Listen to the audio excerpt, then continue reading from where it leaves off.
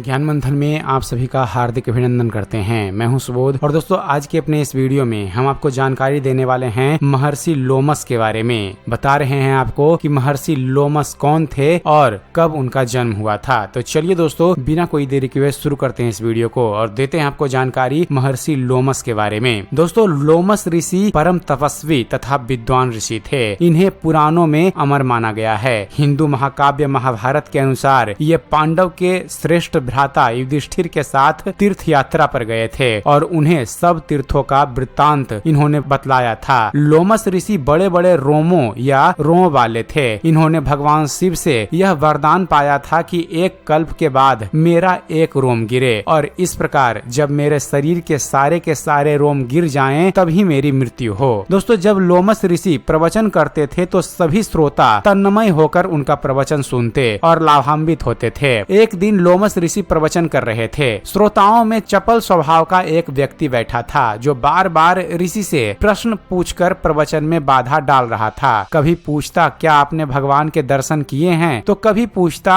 हम उनके दर्शन कैसे कर सकते हैं। इससे लोमस ऋषि की एकाग्रता भंग हो रही थी। बार बार व्यवधान पड़ने से आखिरकार लोमस ऋषि का धैर्य जवाब दे गया। उन्होंने उस व्यक्ति को श्राप दिया कि कौवे की तरह कांव कांव कर रहा है। शायद पहले जन्म में तुम कौवा थे और अगले जन्म में भी तुम कौवा ही होगे। दोस्तों लोमस ऋषि ने क्रोध में उस व्यक्ति को श्राप तो दे दिया, लेकिन बाद में उन्हें अपनी भूल का एहसास हुआ और वे बहुत ज्यादा दुखी हुए। उन्होंने देखा कि मेरे द्वारा इतना भयंकर श्राप देने के बाद भी वह व्यक्ति शांत बैठा प्रवचन सुन रहा है। उनको इस बात का आश्चर्य हुआ तो उन्होंने पूछ ही लिया, मेरे श्राप से तुम्हें चिंता नहीं हुई? कौवे की योनि तो निम्न मानी जाती है। इस तरह का श्राप सुनकर भी तुम विचलित नहीं हुए? आखिर बात क्या है? इसका रहस्य क्या है? उस व्यक्ति ने हाथ जोड़कर कहा, इसमें आश्चर्य और रहस्य जैसी कोई बात नहीं है। जो होता है प्रभु की इच्छा से ही होता है। फिर मैं क्यों चिंता करूं? यदि मैं कौवा बना तो उसमें भी मेरा भला ही होगा। आप जैसे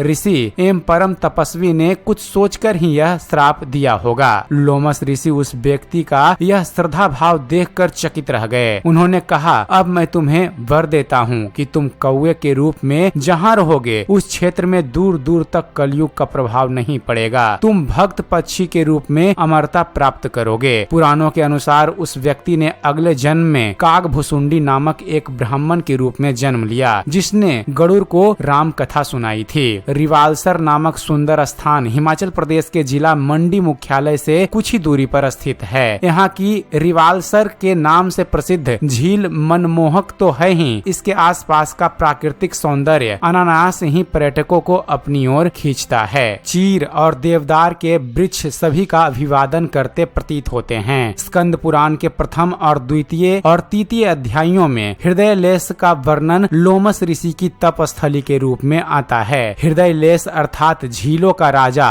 हद अर्थात तालाब, आलय अर्थात स्थान और इस अर्थात राजा। दोस्तों रिवालसर का प्राचीन नाम हृदय लेश है। पूर्व काल में लोमस ऋषि जी हिमालय पर्वत में तपस्या कर रहे थे। इसी दौरान लोमस ऋषि ने ब्रह्म पर्वत पर चढ़कर एक हद यानी तालाब देखा जो अत्यंत ही सुंदर और जिसके चारों ओर सुंदर वृक्षों की छाया, विभिन्न प्रकार के पक्षियों से सुशोभित तथा जिसका जल अत्यंत निर्मल व शुद्ध था, जिसमें अप्सराएं जल क्रीड़ाएं कर रही हैं। इस सुंदर तालाब को देखकर ऋषि का मन प्रसन्न हो गया तथा पर्वतों से घिरे इस तालाब में वे स्नान करने के बाद तपस्या करने के लिए बैठ गए। कुछ देर बाद ऋषि लोमस को निद्रा आ गई। स्वप्न में उन्होंने भस्म और माला धारण किए हुए यति को देखा। उन्होंने लोमस ऋषि को इस स्थान पर तप करने को कहा। तब लोमस ऋषि ने इस तालाब की पश्चिम दिशा में बैठकर कठोर तपस्या करनी शुरू की। 3 माह तक कठोर तप करने पर इंद्र भयभीत हो गए। उन्होंने लोमस ऋषि की तपस्या को भंग करना चाहा, लेकिन सीढ़ी विघ्न और बाधाओं के बावजूद लोमस ऋषि तपस्या करते रहे। ऋषि की अखंड तपस्या से भगवान शिव ने प्रसन्न होकर माता पार्वती सहित इस तालाब के भूखंड पर नहल का रूप धारण कर नौकायान करने लगे। लोमस अपनी तपस्या समाप्त कर सरोवर की ओर देखने लगते हैं कि यह कौन सी माया है। लोमस ऋषि शिव पूजन कर शिव स्तुति करने लगे। यह स्तुति 9 श्लोकों वाली थी जिसे भगवान शिव ने 9 रत्न कहा है। भगवान शिव ने ऋषि को यह वरदान दिया कि वह महाकल्प पर्यंत तक जीवित रहेंगे और मन के वेग से वायु में भ्रमण कर सकेंगे। इसके पश्चात लोमस ऋषि ने भगवान भगवान शिव से इस स्थान के महत्व के बारे में पूछा तो भगवान शिव ने कहा कि यह प्रश्न माता पार्वती से करो। तो इसी संवाद के दौरान भगवान श्री विष्णु, ब्रह्मा, इंद्र आदि देवता, किन्नर, नाग आदि तीर्थराज, प्रयाग, पुष्कर सहित सभी पवित्र तीर्थ तथा नदियां वहां उपस्थित हुए। ब्रह्मा, विष्णु, गणपति, सूर्य एवं शिव पार्वती सहित 5 देवताओं ने इस भूखंड में निवास कर झील में तैरने लगे तथा यहाँ इन टिल्लो बेड़ों में निवास का निश्चय किया। इस प्रकार रिवालसर को पंचपुरी यानी कि 5 देवताओं का निवास स्थान के नाम से भी जाना जाता है। दोस्तों, हर वर्ष यहाँ बैसाख व मकर संक्रांति को प्राचीन काल से चला आ रहा बसवा उत्सव बड़ी ही धूमधाम से मनाया जाता है। ऐसी मान्यता है कि शिवरात्रि और जन्माष्टमी के दिन जो प्रातः काल में उठकर इस सरोवर में स्नान करने के बाद देवताओं का तर्पण जल जीव का पूजन कर ब्राह्मणों को दान एवं भोजन करवाता है, उसके 7 कुलों के पितर स्वर्ग लोक को जाते हैं, उसके समस्त पाप नष्ट हो जाते हैं तथा वह वैकुंठ को प्राप्त होता है। तो दोस्तों, यह थी जानकारी लोमस ऋषि के बारे में। उम्मीद करते हैं फ्रेंड्स आप सभी को